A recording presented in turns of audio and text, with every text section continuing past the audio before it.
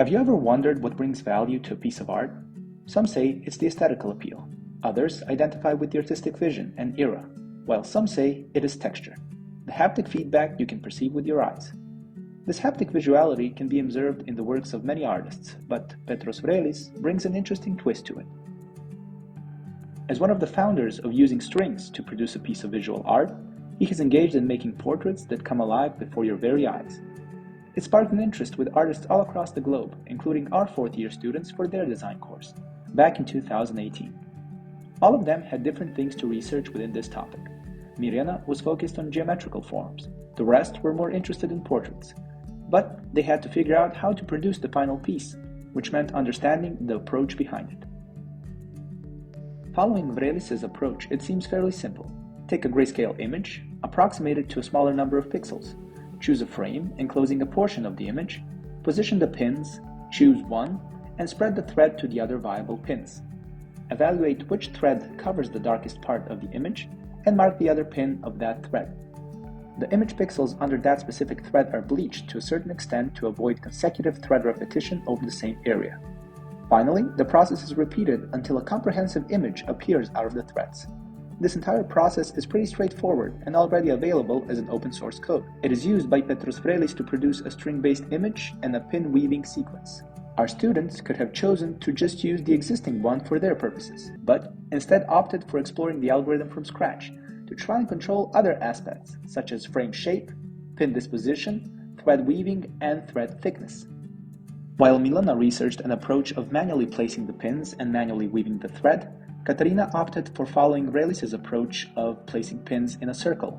See, automated machines for fabricating string art exist, but usually only offer circular disposition of pins to accommodate for the machine thread weaving setup. But we wanted to design for any pin disposition in order to make the product more versatile. Therefore, we decided to use an industrial robot for this fabrication approach. Industrial robots can be mounted with a number of end effectors that basically turns them into an all-purpose tool, programmable in 3 or more axes. But programming a robot was a task of its own, which is why we asked master students that have some experience in programming and manipulating the robot, the two Stefans, to help bring this idea to realization. With a custom 3D printed tool and some programming, the task was well underway.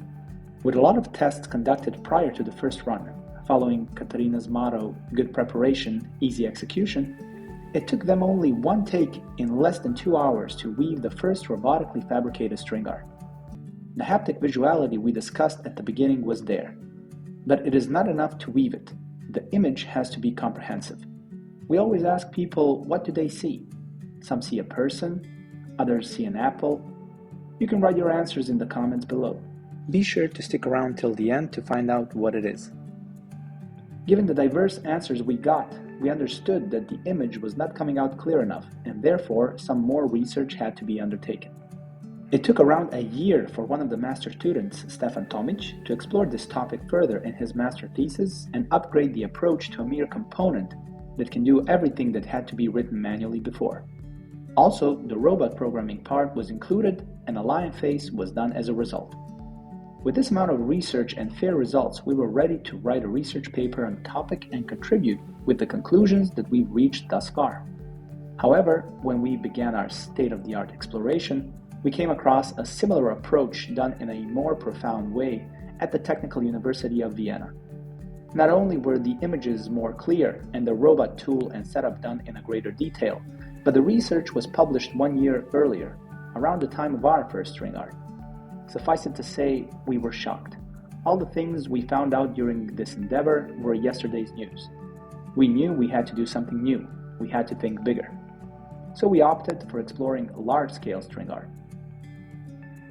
Large-scale string art represented both a transformative and derivative work of the prior accomplishments, researching the shape of the tiles, the pin shape, and disposition.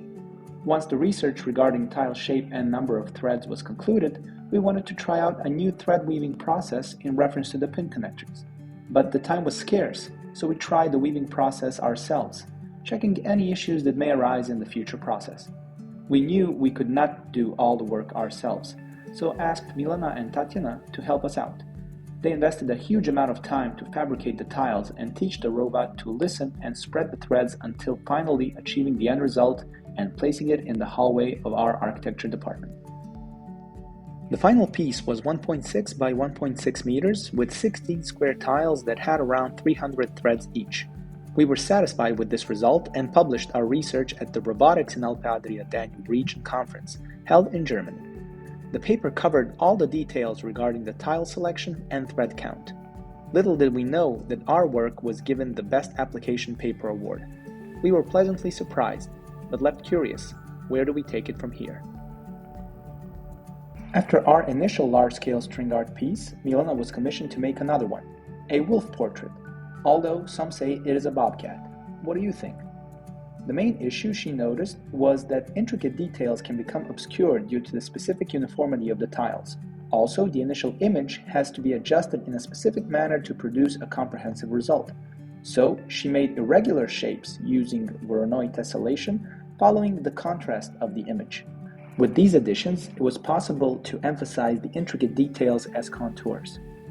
She used this as the main hypothesis of her master thesis, achieving great renditions of famous characters in the process. As you can see, the initial idea of researching a seemingly simple topic sparked an elaborate iterative research with great results. However, a much more important aspect is how the achievements of the past inspired other students with their future work to explore their interpretations on the topic, starting with string art geometry in both 2D and 3D, trying out colored portraits, exploring thread count, including anamorphic projections, and even applications on a 3D face. If you're interested in this topic further, all the information is provided in the description below. If you would like to follow an in-depth approach to producing string art, leave a like and comment on what portrait you would want us to make. And if you stuck until the end, the answer to the question of what we did for our first string art was a gorilla face.